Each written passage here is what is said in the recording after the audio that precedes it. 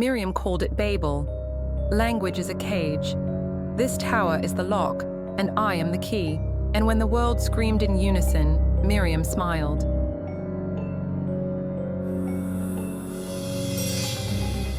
Dr. Miriam Sayegh was a linguistic archaeologist, fluent in over 24 ancient tongues, and obsessed with one, speech, the theoretical proto-language from which all others descended.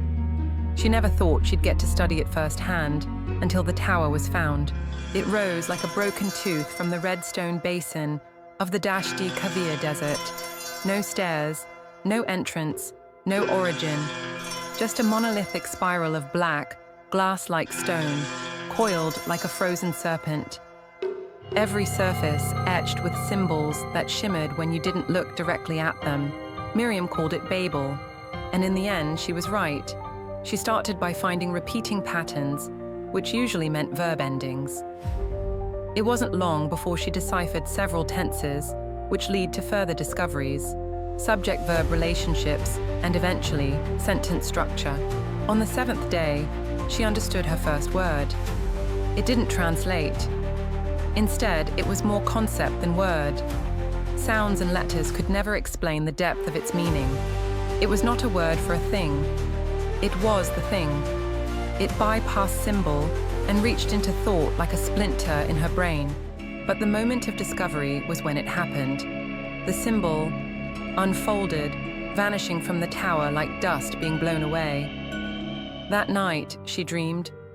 She didn't remember what exactly, but it felt vast, primordial, like the language was connecting her to something ancient and far larger than herself. She had to continue her translation. With every new word she deciphered, another glyph vanished, and the air became heavier. People near the site began reporting hallucinations. Birds flew in unnatural patterns, no longer able to find their way through the sky. A soldier shot himself after claiming he said the sand didn't make sense. She understood the tower now. Babel wasn't a tower, but a seal.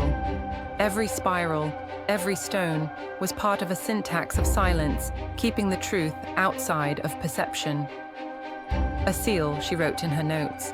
It prevents reality from entering human cognition by wrapping it up in a structure crafted of metaphors.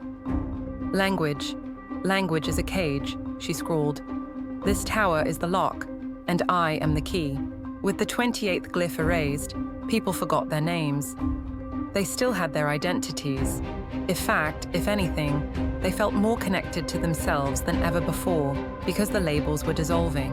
One soldier tried to stop her, but he could no longer distinguish between light and sound. He'd forgotten what direction meant, and when he tried to point his weapon, he fired blindly into the air until his magazine emptied. After that, he begged her to stop for the sake of his wife and children. Miriam kept translating, because she knew. The tower held back a state of being where perception was total and the self was none, where everything was simultaneous, unfiltered, unsegregated by signifier. We were wrong to create new words, she told herself, though only part of it came out in any known language. The rest was bliss given form. Miriam was much more fluent in the language now, and deciphered it even faster. She could still hear people behind her pleading with her to stop as they rolled manically in the dust, but their words were just noise now. Only the language, the true language, held any meaning. And when Miriam deciphered the last glyph, Babel shattered. The sky split and folded with its descent. And when the world screamed in unison, Miriam smiled like a prisoner who had broken free from her cell. All was well now, because one was all, and all was one. And their screams, they were as much bliss as horror, and she saw that it too was good.